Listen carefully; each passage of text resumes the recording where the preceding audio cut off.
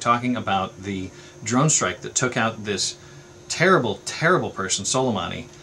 He was the head of the Iranian Revolution Guard Corps Quds Force, and it's a terrorist organization. He was literally the #1 terrorist in the world. This was the guy that we were searching after, he's been #1 on the list for quite some time. We finally caught him in the act, and we took him out. And really, all of these people who are on the left complaining about how provocative this is, it's really interesting. There's two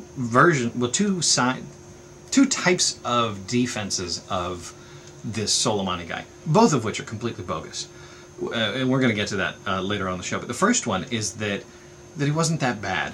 And quite frankly, this is the most appalling of the defenses. You had this woman for the New York Times posting a video of him reading poetry, somehow trying to humanize him. It's absurd. You had the Washington Post running a story about how, well, this was the same thing as if someone were to try and take out Pompeo. It's exactly the same. And, of course, it's anything but.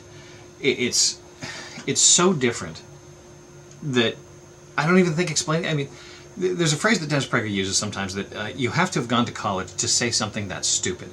And it really does seem to fit that template. The idea that being a terrorist is the same thing as defending the United States. We don't do terrorism.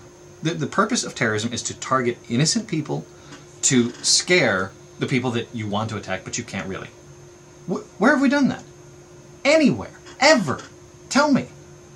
Please call in. I mean, 888-923-1380 if you can think of anything.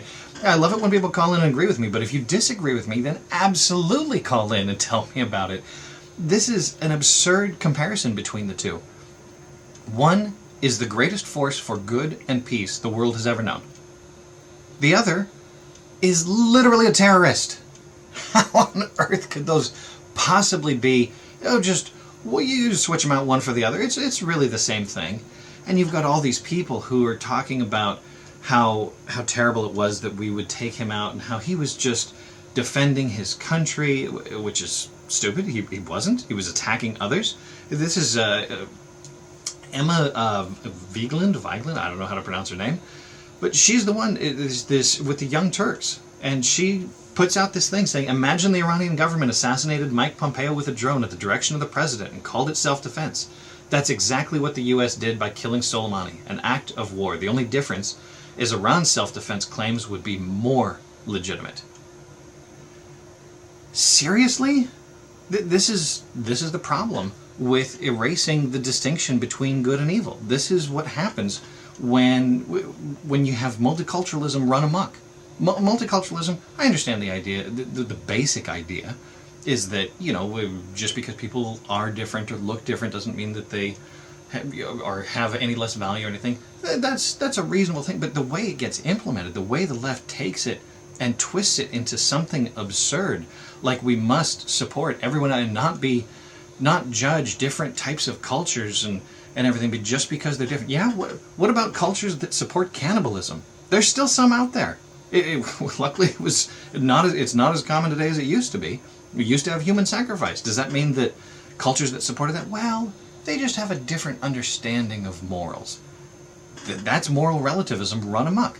This is what happens when you have multiculturalism that gets so twisted and turned into something so ridiculous that it actually becomes a very problematic and destructive force. The idea that what Iran does, supporting terrorism around the globe, it isn't even just against us, all over the place.